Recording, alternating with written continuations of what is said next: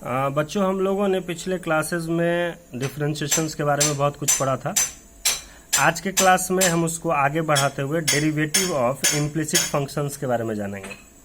ये एनसीईआरटी में एक्सरसाइज 5.3 होगा और उसमें कैसे सिन्हा वाले सब में सेपरेट चैप्टर है, तो हम लोग वहाँ पर देख लेंगे। लेकिन सबसे पहले समझते हैं कि इम्प्लिसिट फंक्शंस के डेरिवेटिव्स के बारे में हम लोग क्या जानना चाहेंगे। तो देखो, इम्प्लिसिट फंक्शन से पहले एक फंक्शन हम लोग जानते हैं, एक्सप्लिसिट फंक्शन। अभी तक जितने भी हम लोगों ने क्वेश्चंस बनाए हैं वो इस फॉर्मेट के क्वेश्चन सॉल्व किए हैं डिफरेंशिएशन के, कि y जो है x के टर्म में दिया गया कोई इक्वेशन या कोई एक्सप्रेशन या कोई फंक्शन होता था और हम उसको डिफरेंशिएट करके dy बाई dx निकालते थे। तो एक्सप्लिसिट फंक्शंस इसी टाइप के फंक्शंस को कहते हैं, यानी एक ऐसा relation between x and y जो कि एक्सप्रेस किया जाता है इस तरीके कि आप y को x के टर्म में या x को y के टर्म में इजीली रिप्रेजेंट कर सकते हैं। ऐसे फंक्शंस को हम लोग बोलते हैं एक्सप्लिसिट फंक्शन। इसमें हमेशा आपको y बराबर कोई चीज दिया रहेगा और उसको आपको डिफरेंशिएट करके dy बाई dx का वैल्यू निकालना होगा। लेकिन इम्प्लिसिट फंक्शन जो होता है ना, इसका उल्टा टाइप का है। उसमें इस फंक्शन में क्या होता है कि x और y के बीच में एक रिलेशन ऐसा दिया गया रहेगा जिससे x से y को टर्म में या y से x को टर्म में लिखना पॉसिबल नहीं हो।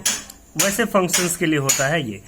इसमें आपको डिफरेंशिएशन करने का जो तरीका है वो उसके तरीके से थोड़े अलग होते हैं। हम उन चीज़ों पर चर्चा करेंगे। तो एक्सप्लिसिट फंक्शन क्या है? एक ऐसा रिलेशन है जिसमें x और y का रिलेशन दिया रहे, लेकिन y को आप x के रूप में या x के रूप को y के रूप में चेंज नहीं कर पाए।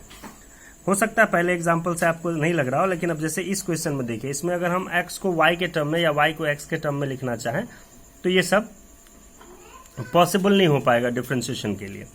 इसलिए ऐसे फंक्शंस को हम लोग बोलेंगे इम्प्लिसिट फंक्शन। इम्प्लिसिट फंक्शन जो होता है वो एक इक्वेशन के फॉर्म में आपको दिया गया रहेगा। ऐसे फंक्शंस में जब हमको डिफरेंशिएशन निकालना होता है तो कैसे निकालेंगे, उसके लिए हम कुछ स्टेप्स पर चर्चा कर दिए हैं।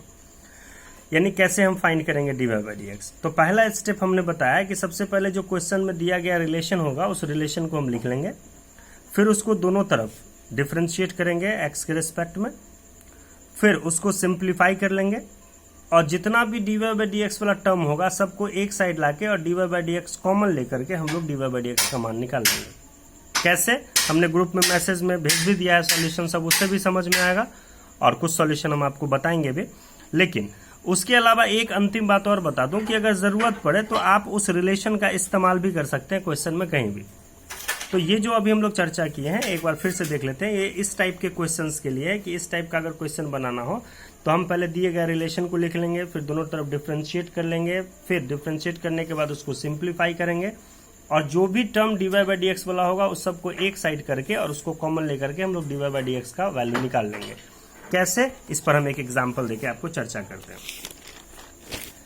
जैसे इस टाइप का क्वेश्चन है कि आपको dy बाई dx निकालना है और x square plus Y square plus 2x plus 6y plus 11 equal to 0 है। तो इसको कैसे निकालेंगे ये चीज़ अभी हम लोग जानेंगे। लेकिन इससे पहले आपको इस चैप्टर में और किसी चीज़ की ज़रूरत पड़ेगी, उसके लिए एक और छोटा सा नोट देखिए।